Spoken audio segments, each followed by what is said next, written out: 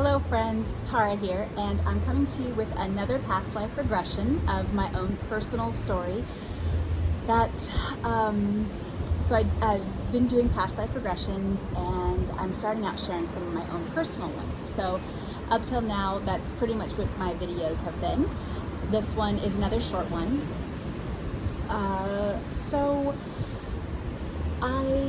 Before I get started, I've been out for a couple of days. I had a stomach ache and I was bedridden. Now, I thought I had an iron stomach. I usually do. I usually never get sick. So it's kind of a nice, actually a little checkout time when I do. So I laid around all day, and the reason I'm telling you this is because it made me think of this really vital breathing exercise that's one of my favorites. Now, when I was 17, I broke my ankle skateboarding in Mexico, and so I was bedridden for a long time, and they gave me this little machine apparatus to use, and it was supposed to clean out the lungs. And I'm going to try to find a picture of it and show you. I also had it when I was pregnant with my first one, because I had pregnancy-induced asthma, I guess. So they gave me this little machine. But through the years, I've actually done this exercise on my own, and it reminded me of this little machine when I was kind of bedridden here because my lungs got really stale. And if you've ever experienced, or even a lot of people don't even know it, I usually start all of my past life regression sessions with this breathing exercise because I think it's really important to clear out the lung air. And when you do, it also gives you just kind of like this head rush, kind of euphoric, a really good feeling. So I'm going to follow this past life regression, which is really quick. I'm going to follow it up with this breathing exercise, which I'm really excited to share with you. So this past life, I believe it was probably around 400 AD. Okay, this is what I'm believing.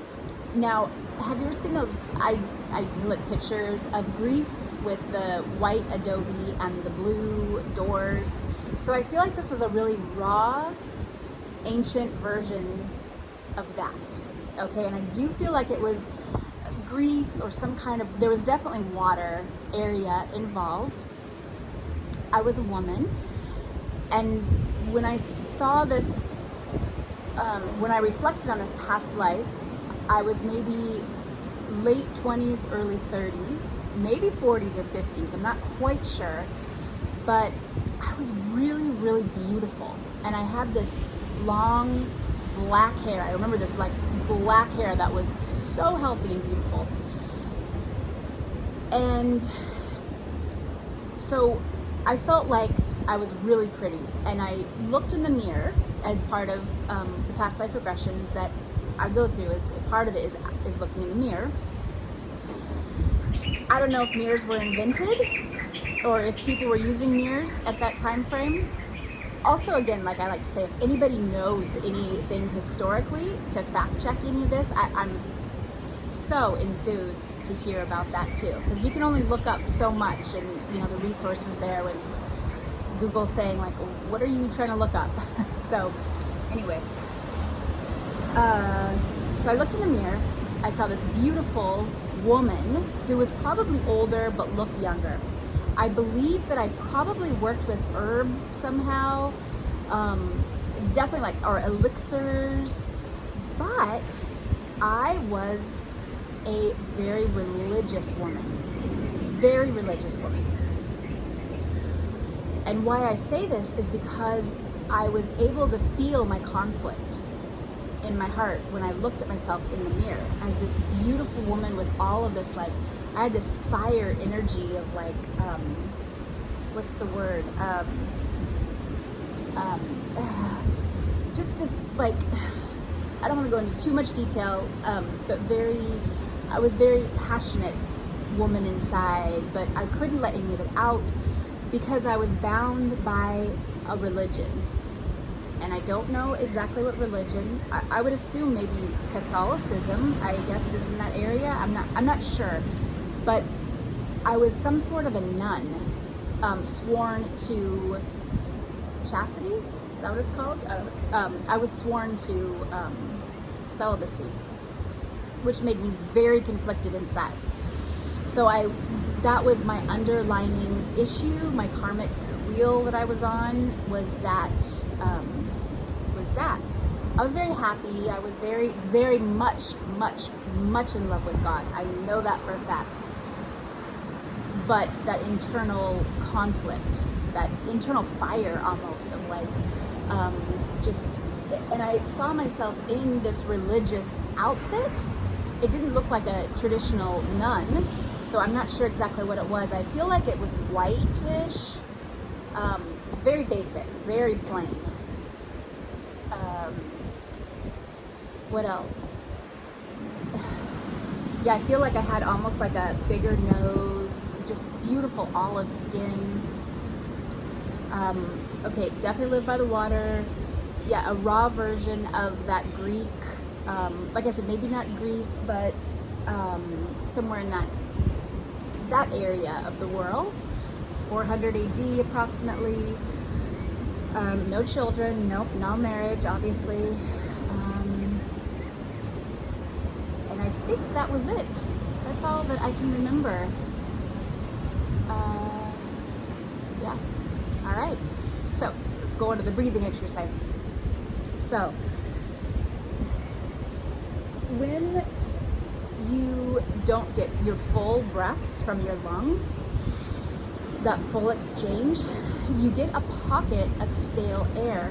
And if you're bedridden, or if you've been bedridden and you know what I'm talking about, it's like if you try to take a deep breath, you almost need to cough, right? That's your body's way of wanting to expel that air that gets trapped right down in here. And so you've got this void of a compartment right here. And you've got these like debris, you've got waste, you've got just stagnant air even, like that hasn't been picked up and expelled out. So I'm here with this beautiful, so blessed to be here right now, this beautiful salt water. So I'm breathing in negative ions, which, yes, negative ions is a good thing with the air, okay? So as I'm breathing in, I want to breathe all the oxygen of this amazing jungle. And I want to hold it, okay? And I want to hold it in my lungs so that exchange can happen, okay? So I'm going to exchange this rich negative ion, oxygen, and some other good stuff in the air. I'm going to exchange that in my lungs and blood and all that with the waste, okay? So I'm going to breathe in the good stuff, and then I'm going to expel all the debris, okay? All of the carbon dioxide and any waste that needs to be expelled along with it, okay? So that's the basis of this exercise. And just to recap, because I was bedridden with being sick, I had to do this to really get that stagnant air out. Of course, I was very head rushy. I still am when I just even breathe this much right now. So if I pass out, just fast forward it, okay? I'll recuperate at some point. Just joking. But so if you're not used to this, or smokers out there, of course, if you cough, that is a very good thing. It's your body's way of naturally expelling that out even further, okay? But we're gonna expel it out as far as you can go. So it looks really funny, okay? So you're gonna watch as I do it, okay? So what you're gonna do is you're gonna breathe in as much air as you can. You are gonna expand your lungs, okay? You're gonna raise up your diaphragm as much as you can. And then when you feel like you've hit the max, you're gonna breathe in even more. And then when you feel like that max has been filled, you're gonna breathe in even more, okay? So that's the funny part. Then you're gonna hold it, and when you're holding it, that's the physiological exchanges, okay? Your physiology exchanging the good for the bad, okay? Which is really an important part of this process. So we're just gonna hold it. And this is where you're gonna wanna cough. Especially if you don't have as fresh of lungs, maybe runners, you might not cough. I mean, you know what I mean? You can kind of also gauge where you're at. So I've been pretty sick, which not in my lungs, but because I've been bedridden and all that stale air was able to collect. And I have done these exercises to clear that, but I still might have a little bit. So, all right. Then when you breathe out, you're gonna breathe out completely, and then you're gonna breathe out even more. And then you're gonna breathe out even more, okay? And then you're just gonna kind of hold it right there just a little bit. Okay, so I'm gonna show you, and then we can do it together, okay? So I'm gonna do it a little exaggerated, not because I like making a fool of myself, but because that way you really get the point of, I'll cover my son. Okay, that way you get really the point of what I'm trying to do here, okay? So.